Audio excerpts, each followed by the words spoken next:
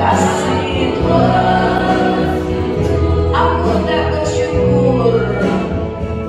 Aku hendak bersyukur kepadamu dengan segenap hatimu.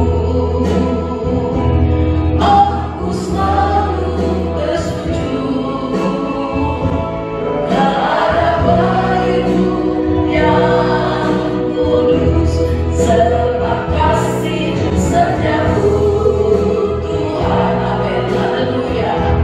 Sebab kasih setiamu, janji-Mu Tuhan melebihi segalanya. Ya, kau wanita katakan sebab kasih setiamu, sebab kasih setia. Renungkan bagaimana kasih Tuhan kepada setiap kepala rumah tangga, setiap pria yang ada di sana. Tuhan begitu melindungi dengan kasih setianya. Dan kau pria katakan sebab kasih. Amin, amin, haleluya. Terima kasih Tuhan, terima kasih Tuhan. Janji-Mu Engkau selalu tepati ya Tuhan. Haleluya. Terima kasih, terima kasih.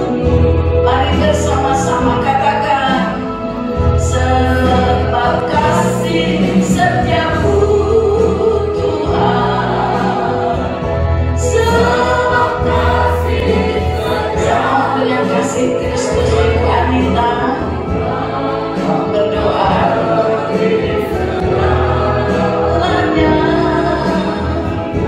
Dan ku sebab kasih setiamu, sebab kasih setiamu Tuhan. Amin, haleluya.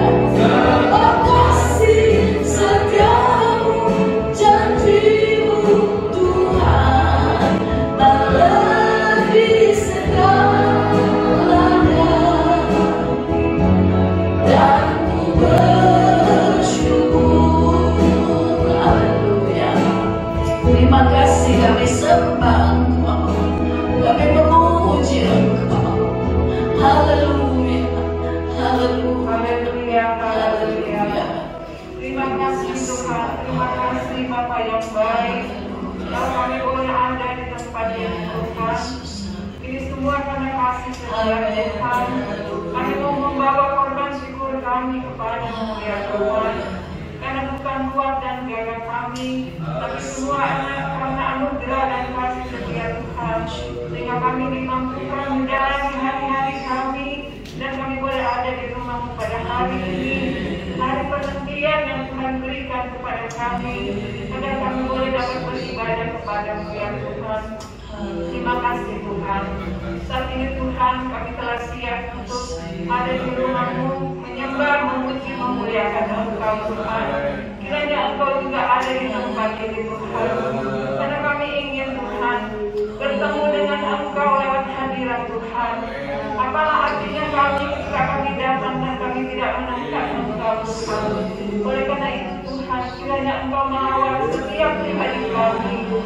Tuhan, setiap keluarga, lepas keluarga, yang kiranya Tuhan hadirat Allah kami boleh rasakan, dan kami boleh memberkati Engkau lewat pujian, persembahan syukur kami kepada-Mu Tuhan, menjadi rupa yang berkenan di hadapan Engkau, menyukakan hati Bapa Tuhan.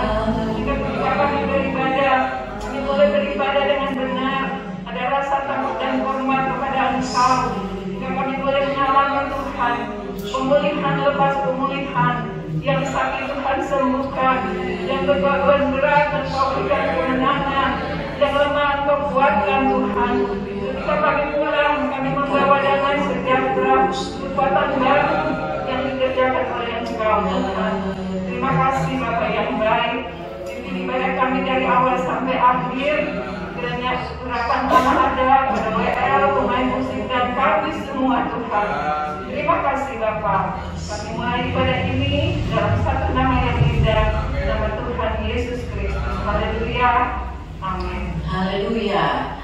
Ucapkan selamat kepada kiri kanan saudara. Ya, meskipun pakai masker, mari kita bersuka cita dengan satu hati. Kita berkumpul bersama memuji Tuhan, meninggikan namanya Yesus. Amin.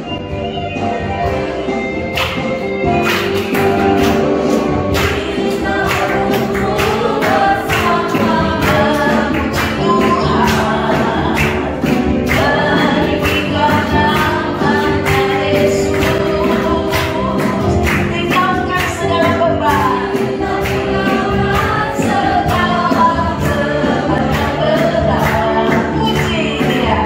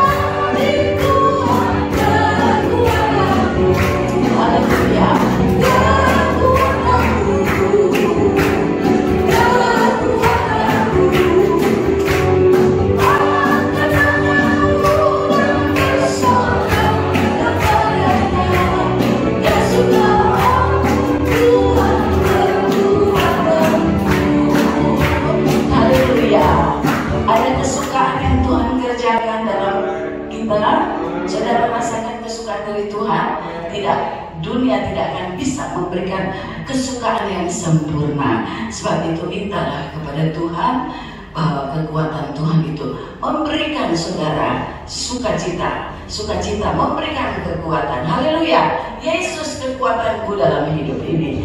Mari kita nyanyi dengan semangat ya.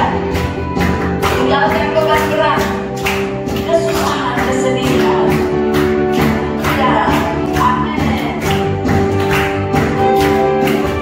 Yesus kekuatanku dalam hidup ini.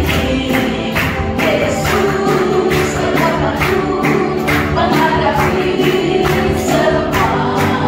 Bersama di hatiku takkan goyah. Yesus kekuatan hidupku. Yesus hapuskan tetesan air mata. Tetesan air mata. Yesus sembuhkan semua luka hatiku. Bersama di hatiku takkan goyah. Yesus kekuatan hidupku. Yesus kekuatanku dalam hidup ini. Yesus kekuatanku menghadapi semua. Bersama di hatiku takkan goyah. Yesus kekuatan hidupku. Yesus hapuskan air mata. Yesus hapuskan kalau ada tetesan air mata. Yesus akan sembuhkan. Mari serahkan hidup kita kepada Tuhan. Bersama di hatiku takkan goyah. Yesus kekuatan hidupku. Yesus hapuskan tetesan air mata. Yesus sembuhkan semua luka hatiku. Bersama di hatiku takkan goyah. Yesus kekuatan hidupku. Haleluya. Haleluya. Ada air mata yang dicurahkan, hanya Tuhan yang tahu, dan Tuhan dapat menghapuskan dan menggantikan. Dan semua luka hati, kata lagu ini, Tuhan dapat sembuhkan. Ada amin? Ada yang luka hatinya sehingga tidak dapat memuji Tuhan barangkali, tapi percayalah kalau kita tetap setia, tetap menyembah, memuji Tuhan, maka Yesus, Roh Kudus akan turun memberikan kembali kekuatan dan sukacita. Haleluya. Saat ku tak melihat jalanmu, saat ku tak mengerti rencanamu. Kita masuk di dalam doa firman Tuhan.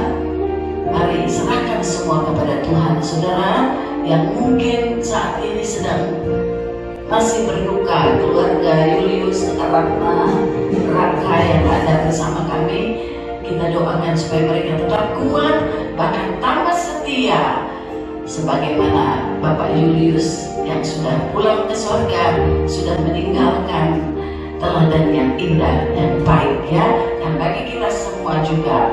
Satu waktu kita akan juga sampai ke sana. Sebab itu setialah, meskipun jalan Tuhan tidak saudara lihat, tetapi berjalan saja asal di dalam roh dan kebenaran, asal di dalam koridornya firman Allah. Mari buka hati untuk firman Allah. Mari kita nyanyikan nyanyian ini dengan satu iman kepada Tuhan. Haleluya.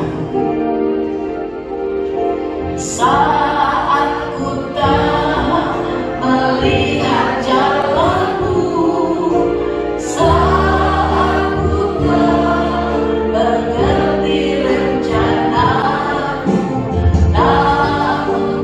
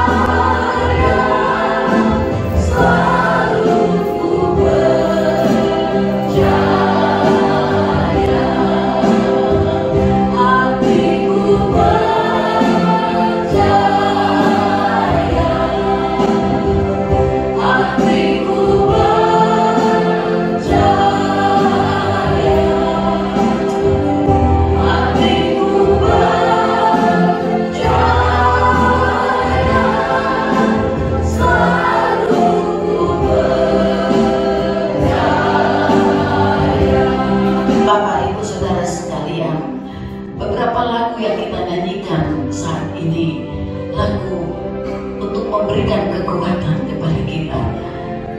Tetapi kekuatan yang sebenarnya, iman yang sebenarnya datang dari Allah, datang dari Roh Kudus. Mari kita serahkan hidup kita. Saya tidak tahu, mungkin ada janji-janji Tuhan yang saudara sedang harapkan belum terpenuhi. Bahkan saudara mulai khawatir, bahkan saudara mulai takut. Mari saudara, jangan kita melihat ke kiri ke kanan. Pandanglah kepada Tuhan, fokuslah kepada firman-Nya, fokus kepada Tuhan, cinta Tuhan lebih lagi setiap hari. Dengan demikian Tuhan juga memperhatikan saudara dan saya. Dia akan membuka jalan. Mari jangan kita mengeluh, jangan kita bersusah hati. Percayalah bahwa firman Tuhan itu hidup. Ya, mungkin saudara merasa terpojok, ya, terpuruk, merasa aduh banyak sekali persoalan. Mari, Tuhan kita adalah Tuhan yang hidup. Sekali Dia selamatkan saudara dengan darah-Nya, maka Dia akan tetap bekerja di dalam kita.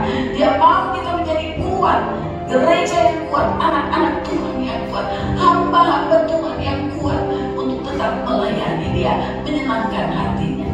Kita nyanyi tanpa musik, hatiku percaya. Saudara mau mengangkat tangan sebagai tanda bahwa saudara mau percaya kepada firman Allah, percaya kepada Tuhan dengan sungguh-sungguh.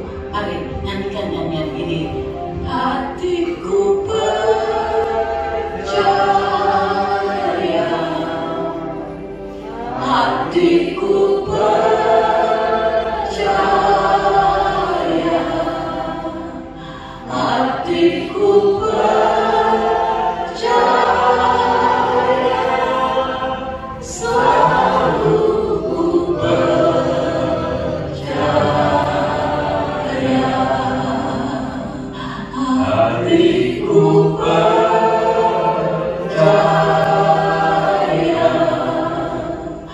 hatiku percaya, hatiku percaya, selalu percaya.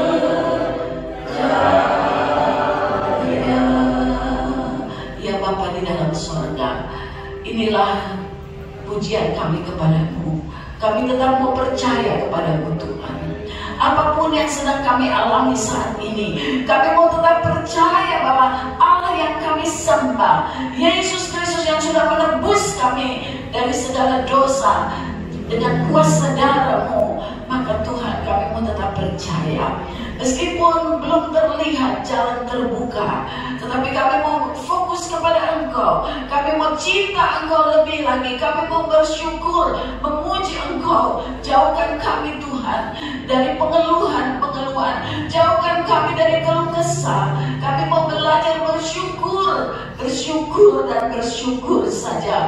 Karena tidak pernah Engkau mengingkar janji. Engkau sedang membawa kami supaya kami dapat bertemu dengan Engkau muka dengan muka di dalam keadaan kerohanian yang dewasa, kerohanian yang bertumbuh di dalam Engkau, bukan di dalam dunia ini. Tapi marilah Tuhan, kami tidak kuat tanpa Roh-Mu yang kudus. Kami tidak akan dapat berhasil tanpa bimbingan-Mu, pimpinanmu. Sebab itu kami serahkan hidup kami kepadamu. Saat ini seberapa banyak kekasih-kekasih-Mu yang ada di dalam rumah-Mu, bahkan mungkin ada di dalam rumah mereka masing-masing. Biarlah kiranya Engkau akan memberikan firman-Mu yang kuat itu, firman-Mu yang membawa hidup, firman-Mu yang memberikan kebahagiaan, firman-Mu yang memberikan kekuatan, kesembuhan, yang lemah dikuatkan, yang susah dihiburkan, yang tertutup jalan dibukakan jalan di dalam nama Yesus Kristus. Firman-Mu ya dan amin. Kami mau percaya kepada firman-Mu. Terima kasih Tuhan. Haleluya. Urapilah hamba-Mu juga, urapi kami semua, supaya firman-Mu tidak akan sia-sia terbuang Tuhan. Jangan sampai Tuhan kami pulang sebentar dengan hati yang kosong, dengan hati yang tidak terisi apa-apa, tapi biarlah terisi dengan firman Allah saja. Terpujilah nama-Mu. Saya ingin kita nyanyikan lagi, hatiku percaya, dan saya akan serahkan kepada Bapak Gembala. Hatiku percaya, hatiku percaya,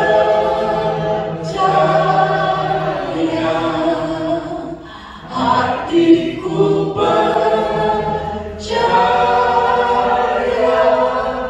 selalu ku percaya.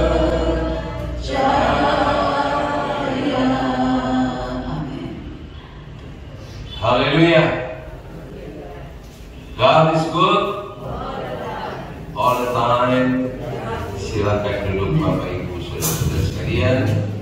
Biarlah kita mau arahkan hati kita untuk percaya kepada Tuhan, dan sambil berdoa, Tuhan tampakkanlah imanku untuk percaya kepadamu. Haleluya. Puji Tuhan. Salam sejahtera di dalam Yesus Kristus. Selamat kita bertemu kembali di Minggu tanggal 21 ya, November ya. Berarti sebentar lagi bulan November akan berlalu. Kita akan masuk di bulan yang terakhir dari tahun 2021.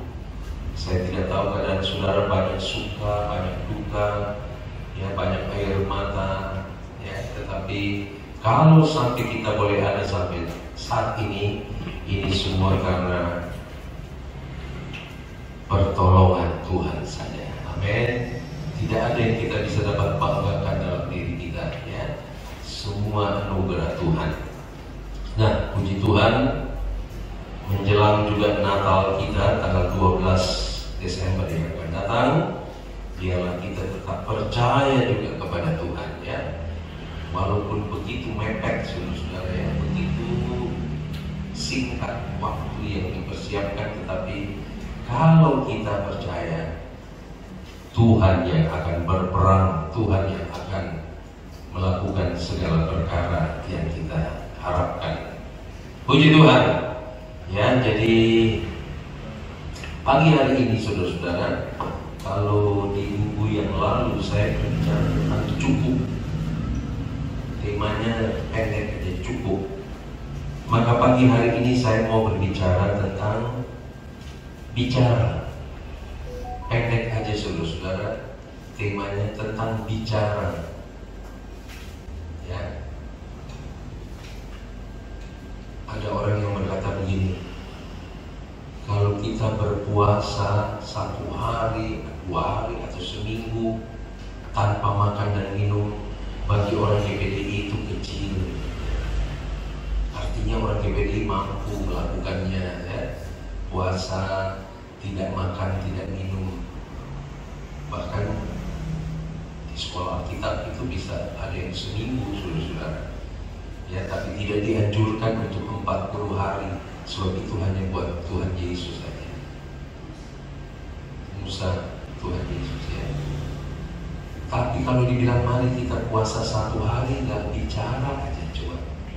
Ada yang pernah melakukan di sini sehari nggak ngomong, diam, tapi bukan bersungut-sungut ya, bukan marah, itu mah jadi dosa ternyata. Tapi coba kita tahan untuk tidak berbicara sepanjang hari. Ada di sini yang pernah coba? Ya, ada. Mungkin Bapak Ruben barangkali ya, sebab beliau ini jarang bicara saudara-saudara. Nah, saya mau berbicara tentang bicara. Ya, bicara ini artinya antara lain berkata-kata, ngomong, ya, atau mengucapkan sesuatu, ya, atau ada istilah yang sekarang lagi ngetren itu komunikasi, ya. Kita harus dapat berkomunikasi dengan baik, ya. Dan bicara itu punya hubungan dengan mulut saudara-saudara. Kalau sudah bicara mulut, tentu bicara tentang lidah. Ya, bicara. Nah, Bapak Ibu Saudara-saudara sekalian, ada ayat yang tidak asing lagi di dalam Amsal pasalnya yang ke-10, ayat yang ke-19. Ya, tolong diklik saja. Amsal 10 ayat 19 memperingatkan kita bahwa bicara itu penting, ya. Ngomong itu penting, ya, berkomunikasi itu penting. Tapi firman Allah berkata begini di dalam Amsal pasal 10, yaitu yang disampaikan oleh Salomo, seorang yang berhikmat. Dia berkata begini, di dalam banyak bicara, ya, saya sudah sering kali ungkapkan ayat ini. Ini sekedar mengingatkan kita, mengintrospeksi diri, ya. Di dalam banyak bicara, yang saya senang di sini ada kata pasti, ya, artinya itu ya dan amin gitu loh. Pasti ada pelanggaran, tetapi siapa yang menahan bibirnya berakal budi. Nah, saya senang dengan kata menahan bibirnya adalah orang yang berakal budi. Saya sering kali katakan, ya, bahwa saya sering kali diskusi sama istri saya, juga berdoa pagi, ya, supaya kalau kita ngomong, kita bicara ini mikir dulu gitu loh. Pikir dulu baik-baik, baru ngomong, baru bicara. Sebab seringkali bicara tanpa dipikir itu seringkali bisa menimbulkan konflik, bisa menimbulkan kesalahpahaman, ya. Dan kalau sudah terjadi kesalahpahaman, sudah terjadi konflik, sudah terjadi menyakiti, menyinggung, itu sulit sekali untuk ditarik, saudara-saudara.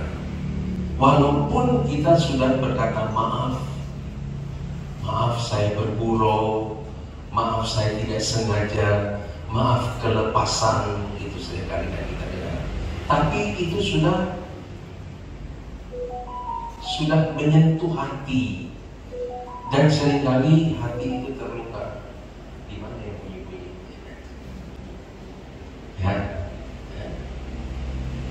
Ya, jadi itu sebabnya saya selalu dengan istri saya kalau doa pagi itu yang saya doakan, Tuhan tolong Tuhan, setelah kita keluar kamar jumpa dengan para pengerja, ya, siapa ya yang bunyi?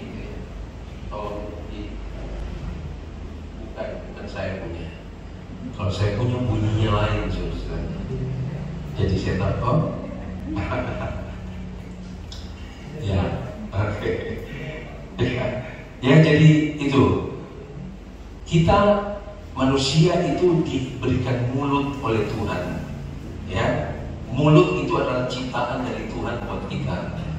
Maksudnya untuk berbicara, untuk mengungkapkan sesuatu, ya, untuk ngomong, untuk berkomunikasi. Ya, tetapi Amsal berkata, dalam banyak bicara pasti ada pelanggaran. Jadi bukan dalam banyak bicara itu kemungkinan atau bisa jadi ada pelanggaran, tidak, tapi seorang yang punya hikmat tinggi, dia berkata pasti ada pelanggaran, ya. Tetapi siapa yang menahan bibirnya? Ini menahan bibirnya artinya sebelum berbicara dia menahan bibirnya terlebih dahulu. Perlu nggak diungkapkan? Apakah ini timingnya? Apakah ini waktunya? Ya, sebab ada seringkali tanpa kita berpikir, belum waktunya kita udah ngomong, saudara-saudara. Ya, dan itu seringkali bisa melukai, bisa menyakiti. Nah, ini seringkali yang penting dalam ilmu komunikasi. Ya, dikatakan siapa yang menahan bibirnya berakal budi. Ya, artinya dia mempunyai hikmat. Jadi mari kita belajar untuk tidak asal bicara, ya, sebab menimbulkan pasti ada pelanggaran. Tadi saya hubungkan dengan mulut dan lidah, pasti saudara-saudara sudah tahu ke arah mana. Amsal 18 ayat 21 berkata begini. Itu sebabnya Salomo pun berkata kalau dalam banyak bicara pasti ada pelanggaran, maka dia juga kemukakan Amsal 18 ayat 21 berkata begini. Hidup dan mati, bayangkan ini satu statement yang agak keras ya, dan tegas. Dia berkata hidup dan mati dikuasai lidah. Ya, tadi saya sudah katakan bahwa mulut ada hubungannya dengan lidah. Aduh, kalau mau bicara lidah itu panjang saudara-saudara ya, nanti lain kali. Ya, jadi hidup dan mati dikuasai oleh lidah. Siapa suka menggemakannya? Artinya suka menggemakan, asal menggemakannya, ya, akan memakan buahnya. Ya, itu sebabnya saya katakan tadi kita perlu belajar dan minta kepada Tuhan setiap hari. Tuhan tolong saya, ya, mikir dulu baru ngomong, ya, supaya kita makan buahnya itu buah yang enak gitu loh. Tapi kalau kita asal ngomong belum mikir, pasti buahnya itu nggak enak. Ya, kalau tidak percaya silakan praktekkan saudara. Dan saya kira ini semua sudah pernah dipraktekkan oleh kita semua. Ya, sehingga ada ayat yang berkata begini, Pemazmur dia kutip begini, Mazmur 34 ayat 13 dan 14. Dan saya akan bandingkan saudara-saudara dengan 1 Petrus pasal 3 ayat 10. Ya, dalam Mazmur pasal 34 ayat 13 dan 14 berkata begini, jagalah lidahmu terhadap yang jahat dan bibirmu terhadap ucapan-ucapan yang menipu. Ayat 14-nya, oh ini sudah 13-14 ya. Oke lah. Kalau begitu di sini dikatakan jagalah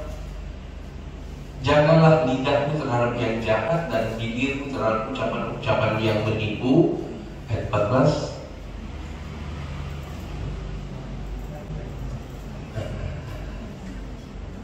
Sudah 2 orang duduk di situ. Oke, 14.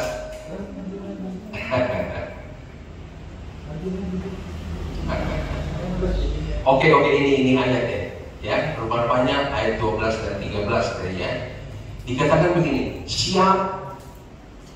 siapakah orang yang menyukai hidup? Saya kira kita semua menyukai hidup, amin. Hidup di dunia ini diberkati Tuhan, dijaga Tuhan, damai dengan semua orang, dan tentu hidup di sorga. Ya, sehingga dikatakan siapa orang yang menyukai hidup, yang mengingini umur panjang. Rupanya umur panjang itu ditentukan oleh lidah kita, saudara-saudara. Ya, umur panjang untuk menikmati yang baik. Ya, jadi dikatakan siapakah orang yang menyukai hidup? Tolong di 1 Petrus pasal 3 ayat 10 berkata begini. Petrus mengutip dari Mazmur, dia berkata begini, 1 Petrus pasal 3 ayat 10, kalau ini menyukai hidup. Kalau di Petrus sebenarnya siapa yang mencintai hidup? Oke, 1 Petrus pasal 3. 1 Petrus pasal 3 ayat 10 berkata, siapa yang mau mencintai hidup dan mau melihat hari-hari baik itu, ia harus menjaga lidahnya terhadap yang jahat dan bibirnya terhadap ucapan-ucapan yang menipu. Ya, saya kira kita semua ingin mencintai hidup. Tidak ada orang yang tidak mau cinta hidup. Ya, dan melihat hari-hari baik. saudara-saudara, kita harus percaya kepada firman Allah, bahwa firman Allah itu adalah ya dan amin. Suratan Timotius berkata bahwa setiap firman yang disampaikan oleh hamba-hamba Tuhan, oleh nabi-nabi, oleh siapapun, itu datang dari ilhaman roh Allah. Jadi bukan asal ngomong, saudara-saudara, bukan asal tulis. Ya, jadi hamba-hamba Tuhan yang menulis firman Allah itu mendapat ilhaman dari roh Allah. Kemudian mereka menulis.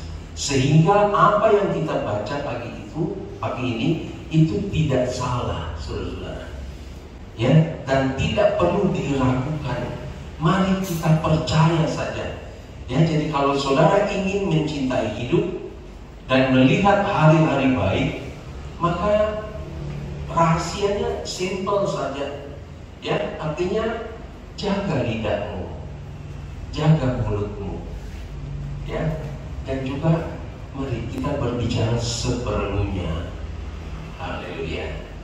Dan saudara-saudara, bagi kami hamba-hamba Tuhan adalah tantangannya adalah ini, saudara-saudara. Sebab hamba Tuhan kalau nggak ngomong sakit dia. Sakitnya sakit seriawan, saudara-saudara. Pendeta kalau nggak ngomong, saudara-saudara, itu sebabnya kalau mau ngomong, Tuhan tolong jaga, jangan sampai asal ngomong. Tuhan. Ya, jadi puji Tuhan, saya kembali kepada Amsal pasal 10 ayat 19 tadi dikatakan dalam banyak berbicara pasti ada pelanggaran. Ya, nah puji Tuhan. Jadi sampai di situ tentang ukuran manusia. Ya, soal berbicara, saya berbicara tadi tentang ukuran manusia.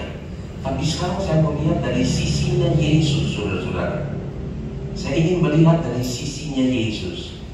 Yesus itu kalau bicara, itu pasti akan terjadi. Dan itu bukan satu pelanggaran, tapi satu pengajaran yang ketika kita itu taati akan menjadi berkat. Haleluya. Sekali lagi ya. Sekarang saya melihat dari sisi Yesus.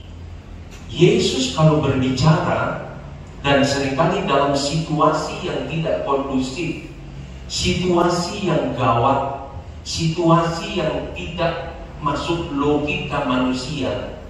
Tapi kalau Yesus berbicara, dia bukan berbicara yang mendatangkan pelanggaran, tapi dia berbicara mendatangkan pengajaran yang kalau kita taati akan menjadi berkat. Amin. Setuju kita? Jadi saya sekarang berbicara dari sisi Yesus. Sebab banyak dalam firman Allah ketika Yesus berbicara dalam kondisi yang tidak nyaman sekalipun, dalam kondisi yang tidak mungkin sekalipun menurut logika manusia, dalam kondisi yang begitu sulit, begitu tidak masuk akal. Tetapi kalau Yesus berbicara, itu menjadi satu pengajaran buat kita. Dan kalau kita taati, akan menjadi berkat. Haleluya. Ya. Contohnya banyak banget, saudara-saudara ya. Saya akan pilah-pilah saja. Tetapi saya mencontoh satu yang sudah tidak asing lagi ya. Dalam Lukas pasal 5 ayat 4. Saya minta diklik-klik saja supaya cepat ya. Dan tolong yang pemegang multimedia supaya bisa bekerja sama. Lukas pasal 5 ayat 4 ya. Misalnya di sini kita tahu kondisinya ya. Waktu Petrus dan kawan-kawan sedang menangkap ikan, tapi sepanjang malam mereka berusaha, mereka bekerja keras, dan mereka adalah ahli-ahli nelayan. Mereka kenal Danau Genesaret. Mereka sangat kenal kapan ada ikan, kapan tidak. Ya. Tetapi suatu waktu mereka menangkap ikan dan tidak seekor pun ditangkap. Dan mereka dalam keadaan lelah. Kalau bahasa sekarang mungkin dalam keadaan stres, saudara-saudara. Ya. Tetapi ketika jumpa dengan Yesus, Yesus menyampaikan firman, berbicara kepada mereka. Dan kemudian ia berkata kepada Simon, bertolaklah ke tempat yang dalam dan tebarkanlah jalanmu untuk menangkap ikan. Jadi Yesus bukan asal ngomong, saudara-saudara. Walaupun kondisinya itu tidak nyaman, dan itu bisa sangat-sangat menyinggung perasaan daripada Simon dan kawan-kawan. Sebab mereka sudah kelelahan, sepanjang malam mereka sudah berusaha. Tetapi ketika itu Yesus berkata, bertolaklah ke tempat yang dalam. Artinya Yesus berkata, pergi ke tempat yang dalam dan tebarkan jalanmu untuk menangkap ikan. Kita semua sudah tahu ceritanya bahwa Simon Petrus adalah seorang yang vokal, ya, yang temperamental. Saya harap kita jaga vokal kita dan temperamental kita menghadapi hari-hari ini. Dia langsung berkata, Guru, sepanjang malam kami sudah bekerja keras, ya, dan kami tidak mendapatkan apa-apa. Tapi puji Tuhan, saudara, kalau saudara baca kalimat selanjutnya yang berkata, namun karena Engkau yang menyuruhnya, haleluya, maka aku akan tebarkan jala juga. Ya. Jadi sebenarnya perkataan Yesus kepada Petrus itu sebetulnya sakit, saudara-saudara. Udah capek, udah stres, udah bekerja keras sepanjang malam, disuruh ke tempat yang dalam lagi. Kalau Yesus berkata, kamu yang cetek-cetek aja, tapi kamu tadinya sebelah kiri ya, coba ke sebelah kanan. Tapi kalau sejauh-jauh di pinggir-pinggir aja, enak, saudara-saudara. Tapi dalam kelelahan, saudara-saudara, dalam keadaan stres. Begitu juga dengan saudara dan saya. Seringkali kita diperhadapkan dengan situasi yang memojokkan, menyulitkan kita. Rasanya sudah mau hands up, mau apa? Mau lepas tangan aja. Tahu-tahu datang suara firman Tuhan berkata, pergi ke tempat yang dalam. Artinya, saudara-saudara, satu pelajaran buat kita.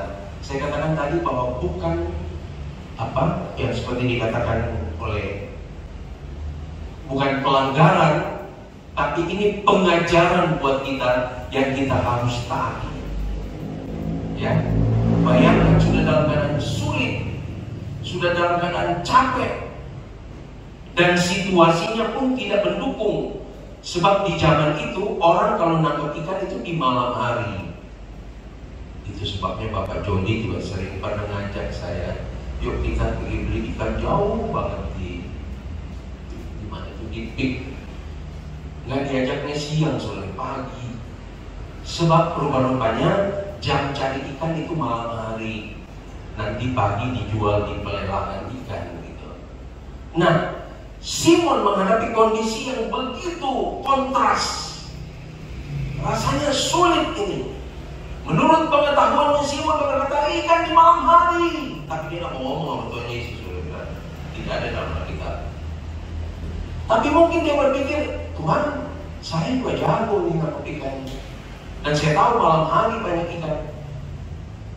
Tapi sepanjang malam tidak dapat. Disuruh lagi ke tempat yang dalam. Yesus berbicara, pergilah ke tempat yang dalam. Dan tadi saya sudah katakan kepada saudara bahwa perkataan Yesus itu walaupun sulit, berat, dan tidak masuk akal, tidak masuk logika sehat manusia, tapi kita harus belajar mentaati. Amin. Haleluya. Firman Allah itu selalu bertentangan dengan daging kita, saudara. Bertentangan dengan logika kita, bertentangan dengan hati kita, perasaan kita. Coba sebutkan, saudara, ada nggak firman Allah yang mau mengikuti perasaan kita gitu? Perasaan kita lagi sedih, iya deh, diusap-usap, iya deh, sedih aja terus. Enggak kan? Justru kita lagi sedih, dikenal bangkit, bangun kamu. Haleluya. Ya, jadi kalau ada firman yang datang keras kepada kita, belajar mentaati saja. Ya, perkataan Yesus bukan pelanggaran, tapi pengajaran untuk ditaati. Dan ketika Simon Petrus mentaati apa yang dikatakan oleh Yesus, maka terjadilah mujizat, saudara. Ikan itu, waduh, luar biasa. Kita tahu ceritanya. Satu perahu juga gak cukup, saudara. Kalau saudara mentaati firman Allah dan diberkati oleh Tuhan, ingat, jangan ingat diri sendiri, ingat juga orang lain. Amin. Haleluya. Haleluya. Gak ada haleluyanya kalau yang begini kan. Haleluya. Kalau saudara diberkati, maka marilah kita ingat juga orang lain. Ya, Petrus dia tersungkur di bawah kaki Yesus dan berkata, Tuhan, pergilah daripadaku, aku ini orang berdosa. Rupa-rupanya selama itu Petrus berjalan bekerja dengan logikanya, dengan kekuatannya sendiri, ya, sehingga dia terbentur. Tapi ketika dia taat kepada firman Allah, dia melihat mujizat Allah terjadi, dan terjadilah introspeksi diri bahwa saya tadinya orang berdosa. Haleluya. Jadi melalui percaya kepada firman Allah, taat kepada firman Allah, akan terjadi berkat dalam kehidupan kita, berkat jasmani, tetapi juga menjadi satu koreksi dalam hidup kita. Saya ini orang berdosa, saya perlu Tuhan. Amin. Haleluya. Puji Tuhan. Saya ambil saja beberapa ya, sebab saya sudah tahu. Dan saudara lihat saja, setiap Yesus berbicara itu pasti terjadi. Dan coba saudara belajarlah Alkitab sendiri ya, bahwa ketika Yesus berbicara, Yesus menyuruh, kondisinya itu nggak enak, saudara. Kondisinya itu bertentangan dengan logika, ya. Tapi mari kita belajar taat saja. Misalnya saya mau lagi angkat, ini banyak banget kita, saya nggak tulis. Misalnya di Yohanes pasal 2 deh, saya ambil yang ringan-ringan aja. Ya. Yohanes pasal 2 ini tentang perjamuan di Kana. Ini saya ambil yang simple aja, saudara ya. Yohanes pasal 2 ayat 7 dan 8, tolong. Kita semua tahu kan kehabisan air anggur. Dan saya sudah sering kali sampaikan bahwa bagi pesta orang Yahudi, kalau kehabisan atau kekurangan sesuatu itu aib, saudara-saudara. Ya, itu apa ya, mempermalukan. Itu sebabnya ada seorang pemimpin pesta di tengah-tengah perjamuan Kana, ya, di pernikahan di Kana ada seorang yang menjadi apa ya, yang mengatur supaya tidak ada kekurangan, tapi toh terjadi kekurangan, ya.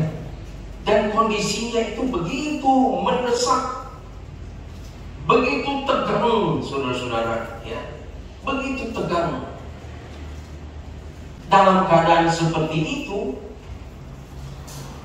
tapi saya mundur dulu, sebab waktu itu di pesta Kana ada Ibu Yesus juga diundang, ya. Dan ketika Ibu Yesus berkata, Yesus, mereka kekurangan air anggur. Yesus berkata, tunggu Ibu, waktuku belum sampai. Ya, kemudian Ibu Yesus itu berkata kepada para pelayan, apa saja yang dikatakannya kepadamu, lakukan. Menjadi berita juga buat saudara dan saya, apa saja yang firman Allah katakan kepada saudara, walaupun kondisinya tidak mendukung, lakukan. Amin. Ya, jadi ketika sudah waktunya Yesus untuk bekerja, sebab dia bekerja menurut waktu, bukan menurut waktu kita. Dia bekerja menurut waktunya dia. Ya, itu sebabnya kita perlu sabar dan taat. Ya. Dia berkata begini, dalam kondisi ini berat sekali, saudara. Dia berkata, para pelayan sini, coba taruh air di tempayan. Air putih, saudara-saudara, biasa.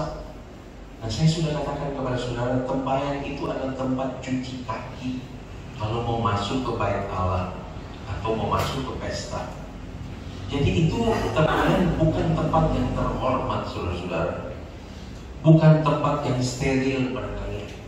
Kalau kita sekarang nanggung tempatnya, jangan-jangan penuh dengan COVID misalnya. Ya, tapi Yesus berkata, taruh air. Dan kemudian Yesus tidak simsalabim, jadilah anggur, kemudian bawa pemimpin pesta, tidak, saudara-saudara. Tapi Yesus berkata, taruhlah air, kemudian cedoklah itu dan bawa kepada pemimpin pesta. Coba kalau saudara ada di posisi seperti itu, dan saudara banyak bekerja dengan logika saudara, dengan ilmu kepandaian saudara, apakah saudara berani cedok itu air dan bawa kepada pemimpin pesta? Itu risiko saudara-saudara. Sebab para pelayan ini adalah tenaga-tenaga di bawah pemimpin pesta. Ya, seperti kita tahu seringkali ada apa namanya istilahnya itu, pemimpin alita IO. Nah itu IO itu punya petugas-petugas, dan resikonya kalau kita bekerja di luar daripada IO, instruksi dari IO, dipecat kita ini, saudara-saudara. Ya. Coba kalau kita ada di posisi seperti itu, tapi saudara-saudara tanpa ragu, ya, kita perlu menjadi orang-orang Kristen yang tanpa ragu kepada firman Allah, yang percaya ketika Maria berkata, apa saja yang dikatakan kepadamu, lakukan. Dan benar ketika air dimasukkan ke tempayan, satu wadah yang tidak terhormat, saudara-saudara, kemudian dia berkata, cedok dan bawa kepada pemimpin pesta.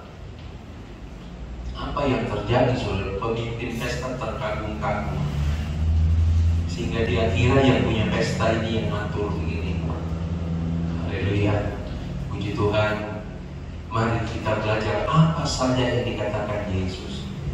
Dia tidak pernah mengadakan pelanggaran, ya, tetapi dia mengadakan pengajaran buat kita untuk ditaati. Ya, Yohanes pasal 4 ayat 8-9, saya cuma catat tapi saya tidak tahu apa nih beritanya. Coba Yohanes pasal 4 ayat 8 dan 9. Tolong. Yohanes 4 ayat 8-9. Oke. Sebab murid-muridnya telah pergi ke kota membeli makanan. Ayat 9.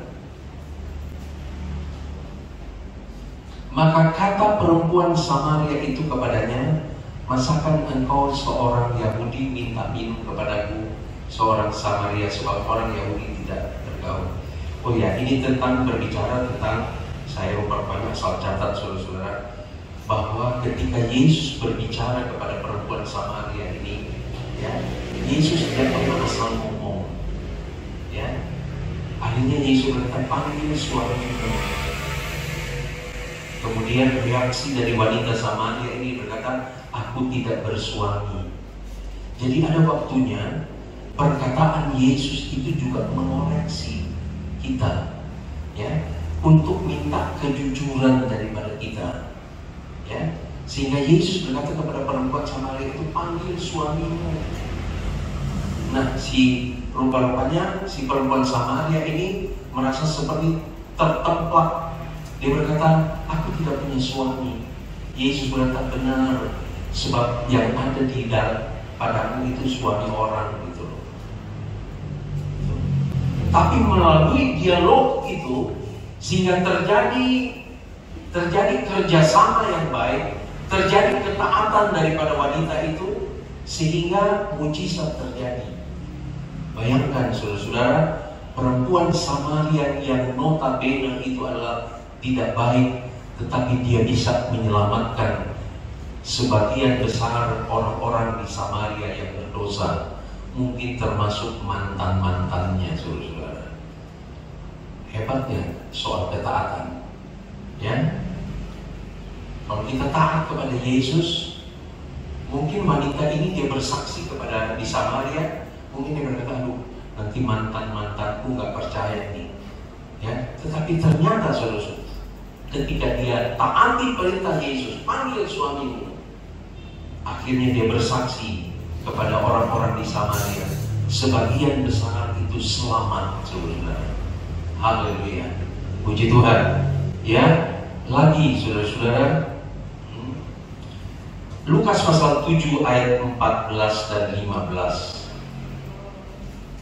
Lukas pasal 7 ayat 14 dan 15. Ini saya catat sedikit tentang orang yang anak muda yang meninggal di Naim. Kalau saudara baca keseluruhan ceritanya bahwa ibunya itu seorang janda, berarti dalam keadaan susah sekali. Tiba-tiba anaknya itu mati.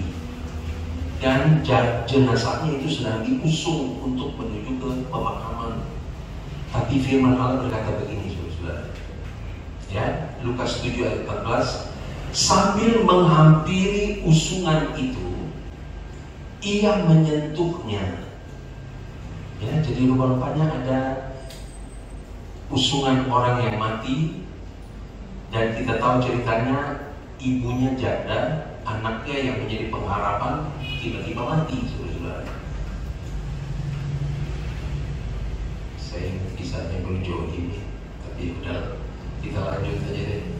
Sambil menghampiri usungan itu, ia menyentuhnya, dan sedang para pengusung berhenti, ia berkata, bayangin saudara, kita pakai tumpang tangan, ya. Kadang-kadang kita berpendeta rindu ditumpang tangan, saudara. Kadang-kadang kepala diserahin.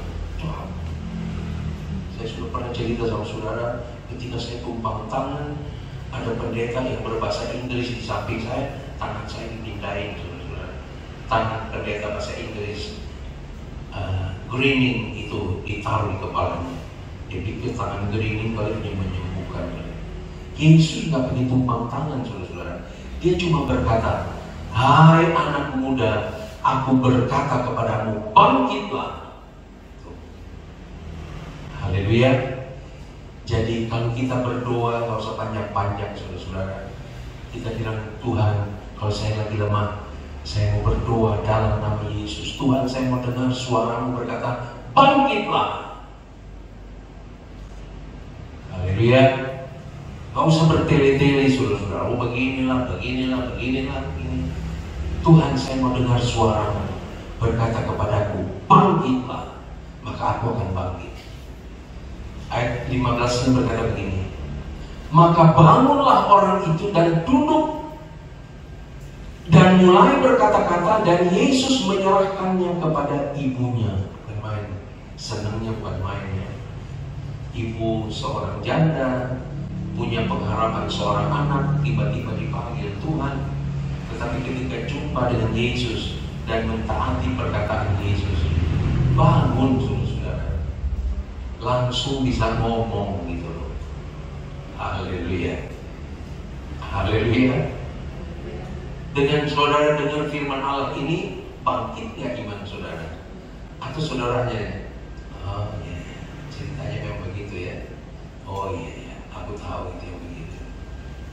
Ini diulang-ulang aja nih. Jadi ketika saya menyampaikan firman Allah, ya, dan saya juga berharap bahwa saya berikan kepada saudara itu juga feedbacknya kepada saya seperti pedang bermata dua, ya. Jadi kalau kita mengimankan firman Allah itu, maka terjadilah sesuai dengan iman kita, kata firman Allah, ya. Jadi kita lihat dengan begitu simple, Yesus datang menyentuh, kemudian berkata bangkitlah, bangkit dia, saudara-saudara. Haleluya. Lagi, saudara-saudara, masih di Lukas pasal 7 ayat 9 dan 10. 9 dan 10 mundur sedikit. 9. Setelah Yesus mendengar perkataan itu, ia heran akan dia. Ya, jadi ada waktunya, saudara-saudara, perkataan kita yang didasari atas hikmat dari Tuhan, jadi bukan asal ngomong, mikir dulu, minta dulu hikmat dari Tuhan, sehingga perkataan kita juga bisa menggoyahkan hati Tuhan. Amin. Haleluya. Ini ada kerjasama saudara-saudara antara Tuhan dengan si yang berbicara ini. Jadi setelah Yesus mendengar perkataan itu, ia heran akan dia. Marilah kita juga punya perkataan kalau dengan hikmat, dengan didoakan, sehingga omongan kita itu berbobot, ya. Omongan kita itu mempunyai kekuatan dari Roh Kudus, sehingga bisa juga terjadi Tuhan heran. Haleluya. Saudara percaya nggak nih? Bisa nggak kita punya perkataan membuat Tuhan heran? Kalau ada di Alkitab, maka tidak mustahil terjadi juga buat kita. Ya, sehingga ketika dia berbicara, Yesus heran akan dia, dan sambil berpaling kepada orang banyak yang mengikuti dia, menjadi satu kesaksian saudara-saudara ya. Ia berkata, aku berkata kepadamu, iman sebesar ini tidak pernah aku jumpai sekalipun di antara orang Israel. Haleluya. Yesus juga sering memberikan apresiasi saudara-saudara. Dan Tuhan mau kita menjadi anak-anak Tuhan yang berkualitas, sehingga perkataan kita berkualitas dan bisa menggerakkan hati Tuhan, sehingga timbullah apresiasi dari Tuhan. Haleluya. Amin. Ya, Tuhan mau supaya kita berkualitas. Semakin lama semakin bertambah-tambah. Tahun 2001 sudah mau lewat saudara-saudara, masuk tahun 2022. Mari kita introspeksi diri, apakah saya bertambah nggak? Adakah saya berkualitas? Atau ya biasa-biasa aja? Yesus memberikan apresiasi. Iman yang seperti ini tidak pernah ada di antara orang Israel. 10 ya. 10. Dan setelah orang-orang yang disuruh itu kembali ke rumah, didapatinya lah hamba itu telah sehat kembali. Saudara baca ya kronologis daripada kisah ini. Ya, jadi kita lihat dia mendapat apresiasi dari Tuhan. Di sana terjadi kesembuhan, di sana terjadi mujizat. Itu sebabnya kita harus percaya kepada Yesus, bahwa Yesus tidak kenal batas, saudara. Tidak ada tembok yang bisa menghalangi Tuhan. Semua terulang kepada iman kita. Kalau kita percaya, mujizat terjadi. Ya. Tidak ada batas waktu, jarak, dan tembok tidak bisa menghalangi. Dia bisa lakukan segala perkara. Markus pasal 4 ayat 39. Mari, saya cuma pilih-pilih aja ini saudara. Markus pasal 4 ayat 39. Oke. Markus pasal 4 ayat 39. Ia pun bangun. Oh ini ya semua sudah tahu ya, tentang murid-murid membawa Yesus naik perahu, tapi rupa-rupanya seada-adanya, sehingga Yesus itu tertidur di buritan. Ya, marilah kita koreksi diri. Apakah Yesus itu selalu bangun nggak di dalam hidupku? Ataukah dia hanya sekedar untuk kalau aku perlu baru aku bangunkan dia? Ya, mari menjadi satu pelajaran buat kita. Itu sebabnya saya katakan Yesus bukan mengadakan pelanggaran, tapi justru dia menjadi pengajaran buat kita. Koreksi diri, apakah Yesus itu tetap bangun nggak di dalam hidup kita? Apakah dia itu menjadi gembala yang agung? Apakah dia yang mengatur segala sesuatu dalam hidup kita? Ataukah kita yang mengatur? Tetapi ketika mentok, ketika terjadi satu masalah, baru Yesus dibangunkan. Sama dengan murid-murid. Kembali lagi murid-murid sudah terbiasa dengan danau Genesaret. Danau Galilea sama, sudah terbiasa. Dan inilah yang menjadi berbahaya buat kita kalau kita menganggap pekerjaan atau kehidupan atau apa saja yang kita lakukan itu sudah biasa. Sudah biasa.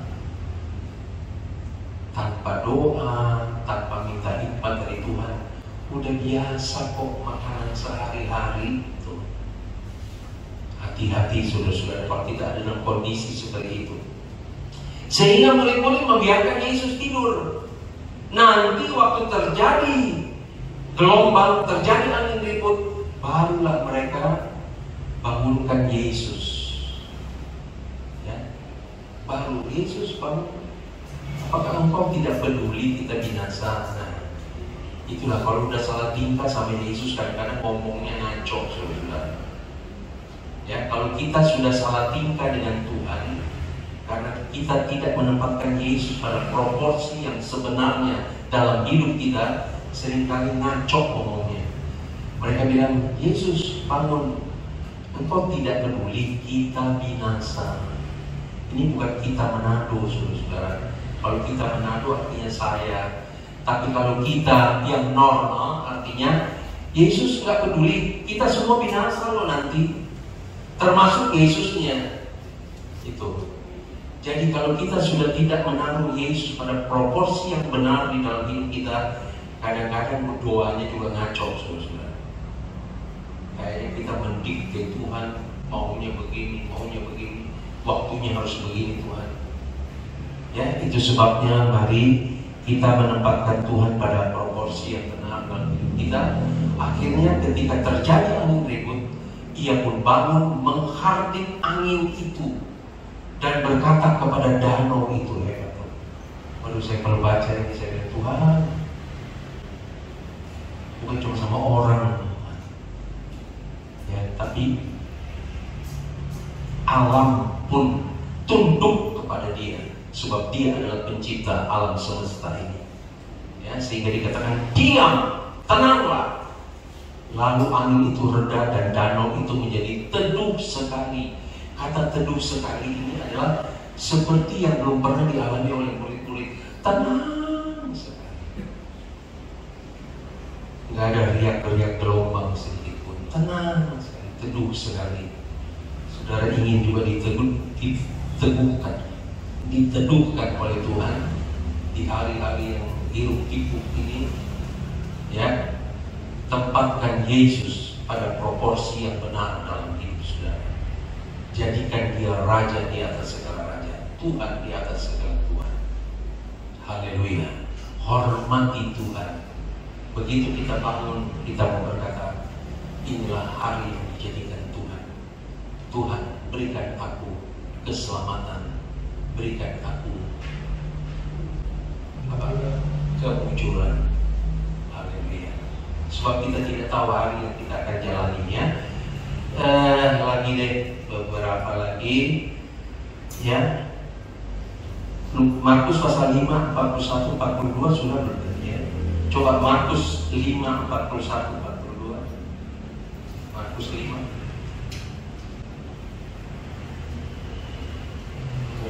Lain lagi ceritanya, tapi mirip. Ya, lalu dipegangnya tangannya anak itu. Kalau tadi cuma disentuh dan berkata, tapi ada waktunya Tuhan pegang, ya. Dan dia berkata talita kum, yang berarti hai anak, aku berkata kepadamu, bangunlah. Ya, jadi ada Yesus mempunyai variasi untuk bekerja dalam hidup kita. Ya, ada orang yang matanya buta atau tuli atau bisu, ya. Kemudian Yesus mengambil tanah dan taruh di bibirnya, di mulutnya, matanya. Nah, puji Tuhan, pinter-pinter semua, saudara. Mari lanjutkan. Ya, ditaruh, diambil tanah, padahal sebenarnya langsung aja. Tetapi ada waktunya Tuhan ingin mendemonstrasikan bahwa ada tanah. Saudara-saudara, kita berasal dari tanah. Dia oles, taruh mata sembuh. Saya lanjut ini, ya. Anak itu berkata kepada bangunlah, ayat 41:2 berkata begini. Seketika itu juga anak itu bangkit berdiri dan berjalan, sebab umurnya sudah 12 tahun. Semua orang yang hadir itu menjadi takjub. Ya, haleluya. Yang saya pelajari di sini ada banyak, tapi saya nggak catat soalnya.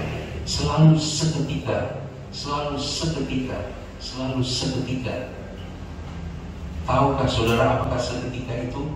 Artinya begitu dia ngomong, begitu terjadi. Haleluya. Puji Tuhan. Ya.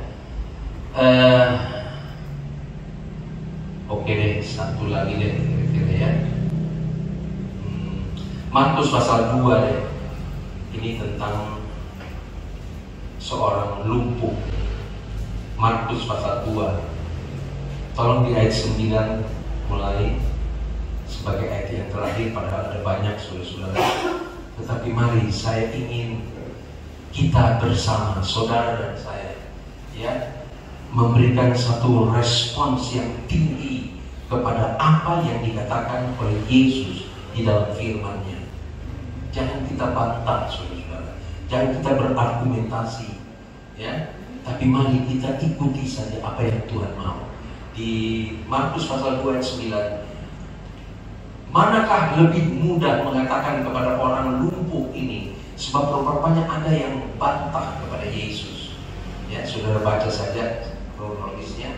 Ada yang berargumentasi dengan Yesus, membantah, sama seringkali dengan kita, saudara. Seringkali kita banyak bantah kepada Tuhan, ya. Sehingga ada yang mengatakan kepada, manakah lebih mudah mengatakan kepada orang lumpuh ini, doamu sudah diampuni, atau mengatakan dosamu sudah diampuni, atau mengatakan bangunlah, angkatlah tilammu dan berjalanlah, ayat 10. Jadi ada rupa-rupanya yang berargumentasi, kamu dosa, atau akhirnya Tuhan berdemonstrasi, kamu mau lihat, bukan cuma dosanya saya ampuni, tapi saya mau katakan apa yang terjadi nanti dengan orang lumpuh ini. Tetapi supaya kamu tahu bahwa di dunia ini anak manusia berkuasa mengampuni dosa, berkatalah ia kepada orang lumpuh itu. Sebab ada orang seringkali mau menimbang tentang dosa dengan bukti nyata bahwa dia berkuasa atas perkataannya. Sehingga ayat 11 berkata begini, kepadamu kukatakan bangunlah, angkatlah tempat tidurmu dan pulanglah ke rumahmu. Ayat 12, dan orang itu pun bangun, segera mengangkat tempat tidurnya dan pergi keluar di hadapan orang-orang itu, sehingga mereka semua takjub lalu memuliakan Allah. Katanya, yang begini belum pernah kita lihat. Haleluya. Marilah di tahun 2022 nanti kita banyak mengalami yang begini ini nih. Di tahun 2021 belum pernah kulihat nih. Amin. Mau nggak kita dengan bertambahnya tahun, bertambahnya kedewasaan kita di dalam Tuhan, sehingga kita juga mau melihat hal-hal yang spektakuler yang mungkin tidak terjadi di tahun-tahun lalu, tapi Tuhan nyatakanlah kuasa supaya di tahun 2022 terjadi hal-hal yang begini belum pernah saya lihat. Menjadi satu fashion, ya, satu pertunjukan yang hebat, sehingga orang-orang takjub. Haleluya, amin. Saudara pelajari, saya punya buku tebal segini tentang setiap perkataan Tuhan Yesus itu mengandung pengajaran yang kita perlu taati. Ya, kalau saya bahas semua begini, kita pulang ketemu Natal tahun. Ya. Jadi mari saya hanya berikan sedikit, tetapi kiranya sedikit ini menjadi bukti buat kita. Amin. Ya, jadi saudara baca firman Tuhan, setiap apa yang dikatakan Yesus, walaupun kondisinya tidak memungkinkan, bahkan bukan tidak memungkinkan, bertentangan. Kalau tidak memungkinkan ya mungkin ini belum waktunya. Tapi ini sangat bertentangan, saudara-saudara. Tapi ketika kita taat, kita lihat mujizat Tuhan terjadi. Haleluya. Amin. Itu sebabnya jaga mulut kita, saudara-saudara. Ya. Salomo sudah berkata, manusia itu kalau ngomong maka banyak salahnya. Ya. Maka marilah kita banyak berbicara tentang kuasa Tuhan, tentang kehebatan kuasa Tuhan. Mari, Ebi, pemain musik, ya, banyak saudara-saudara, tetapi kiranya yang sedikit ini menjadi berkat buat kita sekalian. Kita mau nyanyikan sebuah nyanyian yang tidak asing. Tuhan, Kaulah pengharapanku. Biarlah mulut kita ini kita pakai untuk memuji-muji Dia. Ya, sepanjang hari yang kita jalani, mari kita lihat lebih banyak mana sih? Lebih banyak memuji Tuhan atau mungkin lebih banyak memuji orang atau memuji diri sendiri? Ya. Tapi marilah kita mau pakai mulut ini untuk lebih banyak mengagungkan, memuliakan Tuhan. Haleluya. Tuhan, Kaulah pengharapanku. Tidak ada pengharapan yang lain selain Yesus. Haleluya.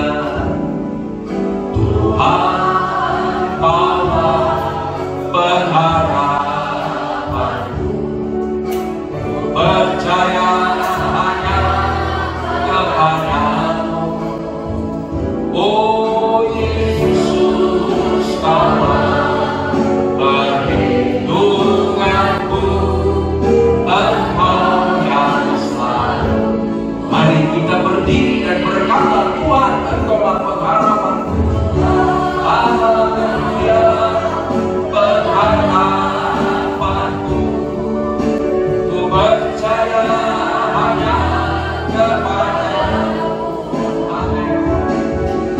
Yesus, Kaulah perlindunganku, Engkau yang selalu. Haleluya. Cari Yesus yang kita agungkan. Mulutku penuh dengan pujian kepadamu, ya Yesus Tuhan. Sepanjang hari ku beri penghormatan. Amin.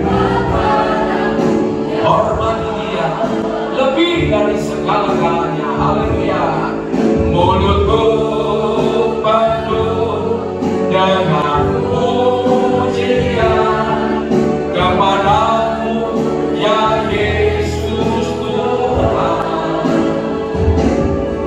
Sepanjang hari ku beri penghormatan kepadamu, ya Allahku. Bapak Ibu saudara-saudara sekalian, firman Tuhan sudah disampaikan, dan saya sudah katakan bahwa perkataan Yesus tidak melihat situasi dan kondisi, tapi perkataan Yesus adalah pengajaran yang kita harus taati dan lakukan. Haleluya. Walaupun bertentangan dengan logika, akal sehat manusia, perasaanmu, hatimu, dagingmu, tapi hormati Tuhan dengan melakukan firman Tuhan. Haleluya. Dan kita akan melihat seperti apa yang kita sudah pelajari. Masih banyak saudara-saudara. Haleluya. Engkau tidak pernah salah di dalam segala perkataanmu, Tuhan. Kami bangga memiliki Engkau. Kami hormati Engkau. Kami junjung tinggi firman-Mu, Tuhan. Tuhan, Kaulah pengharapanku. Ku percaya hanya kepadamu. Oh Yesus, Kaulah perlindunganku, Engkau yang selalu. Haleluya. Amin. Amin. Mulutku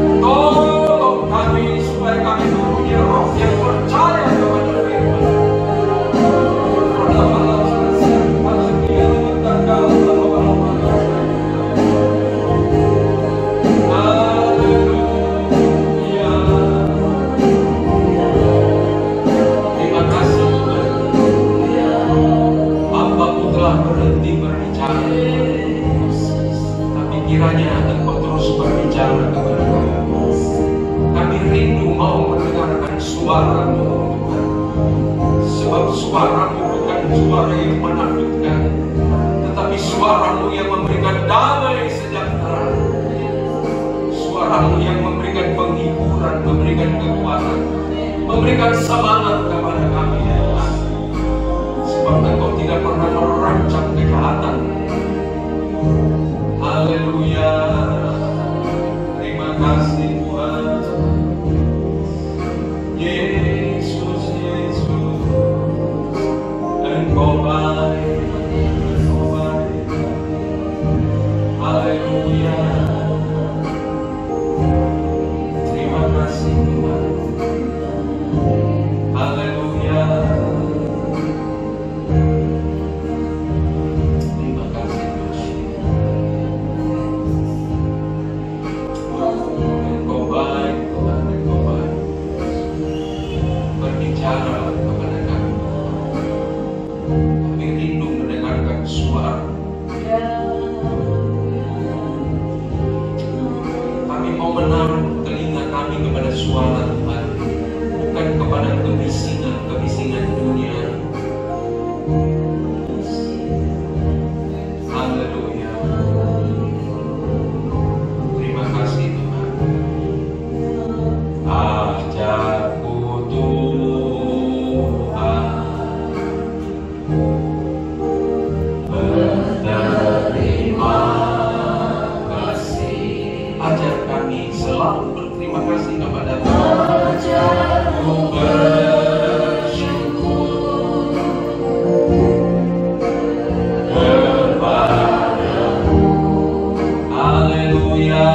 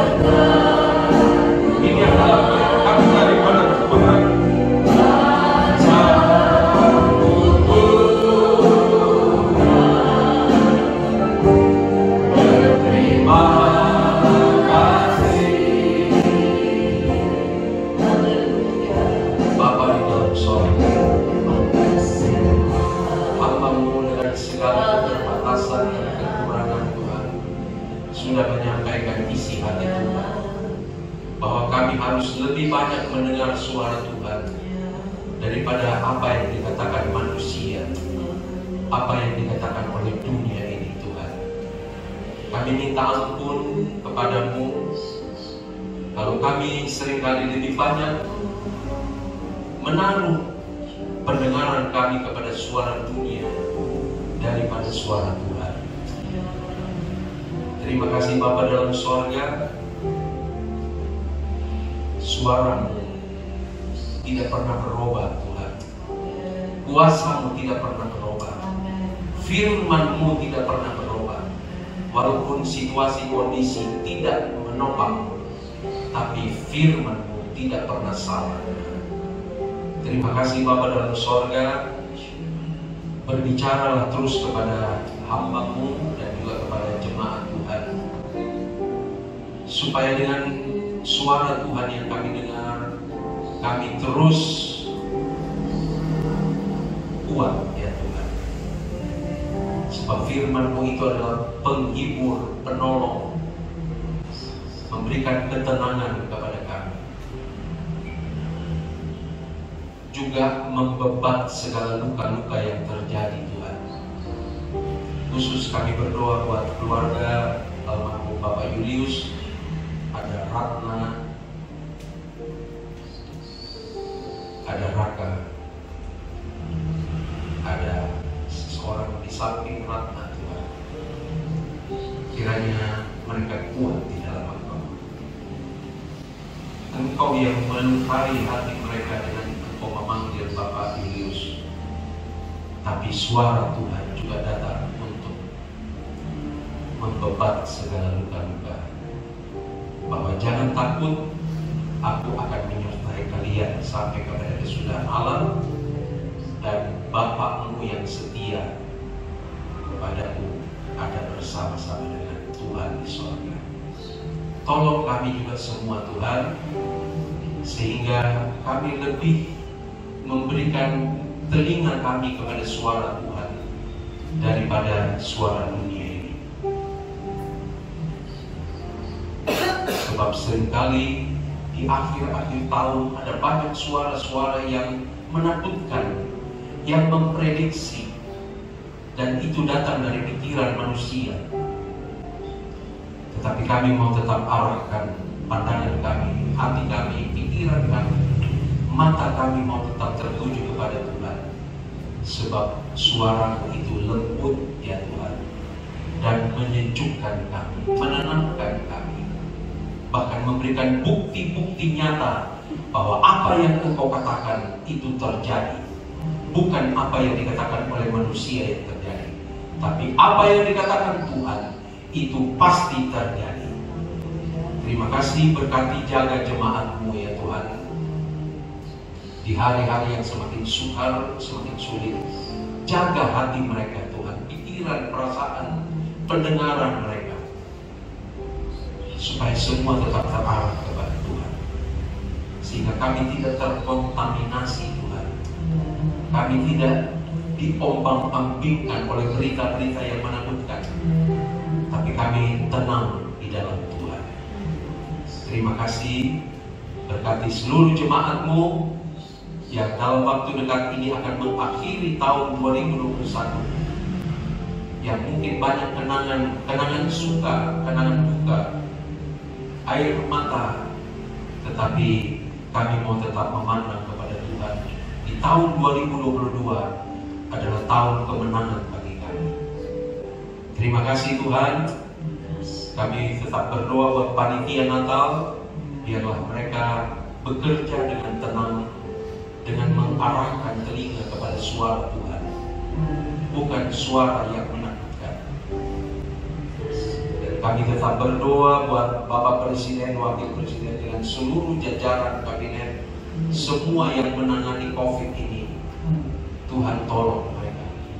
Kami menyadari mereka dalam keadaan jenuh, capek, lelah. Dijauhkan Tuhan, putus asa. Tuhan tolong semua dukung Bapak Jokowi, Bapak Presiden kami, yang banyak digoncang-gancang, yang ingin dijatuhkan melalui banyak hal. Tapi kami berdoa kiranya dia dapat menyelesaikan tugasnya sampai pada akhirnya dengan baik. Kami berdoa buat para medis, dokter yang juga mungkin sudah kelelahan. Tuhan teguhkan iman mereka Dan kami dukung di dalam doa supaya COVID-19 ini tidak berkepanjangan. Tidak ada hal yang baru yang perlu ditakutkan. Tapi kami berdoa di dalam nama Yesus, Engkau yang patahkan semua ini. Ada suara-suara PPKM level 3 yang juga mungkin sedang membingungkan, sebab akan terjadi di akhir tahun, di akhir bulan ini. Tapi kami berdoa di dalam nama Yesus, biarlah suara Tuhan itu lebih besar daripada suara manusia, siapapun dia Tuhan. Terima kasih. Kami mau pulang sebentar dengan tenang, dengan damai. Panitia Natal akan rapat kembali. Tuhan bimbing dengan Roh-Mu yang kudus, sehingga semua yang direncanakan jadi lebih daripada apa yang kami doakan dan kami pikirkan. Karena ini adalah kuasa Tuhan. Engkau tidak terbatas ya Tuhan. Engkau melampaui akal manusia. Engkau melampaui apa yang kami kerjakan dan kami harapkan. Engkau lampaui semua ini karena Engkau Tuhan dan Engkau Allah kami. Terima kasih. Kekasih-kekasih yang akan pulang, Tuhan hantar dengan selamat. Jauhkan dari mara bahaya, kecelakaan. Jauhkan dari segala godaan dunia ini. Tipu muslihat dunia. Tibakan mereka di rumah dengan segala selamat. Jumpa dengan keluarga dengan tidak kurang suatu apa. Kami juga terus berdoa buat Bapak Alex dan Saudari Ivi yang Tuhan sudah campur tangan, Tuhan sudah tolong.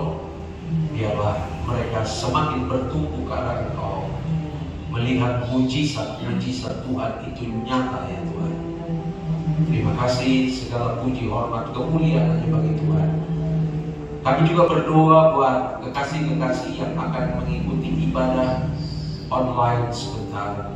Kiranya Tuhan juga memberkati mereka sebagaimana Tuhan memberkati kami, dan juga berkati Bapak Jody yang mengelola semua ini, supaya jadi seturut dengan kehendak Tuhan dan nama-Mu lah yang diagungkan, dibesarkan.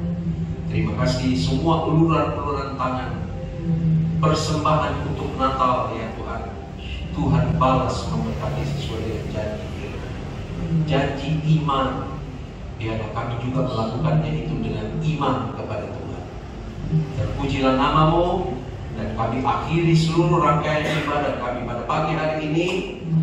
Oleh sebab itu, Bapak, Ibu, Saudara-saudara sekalian yang akan pulang, pulanglah dengan membawa berkat daripada Allah Bapa, kasih sayang daripada Yesus Kristus, dan persekutuan di dalam Roh Kudus sekarang sampai selama-lamanya. Dan berkat ini kita terima dalam nama Tuhan Yesus Kristus. Semua yang diberkati Tuhan berkata, Amin. Haleluya.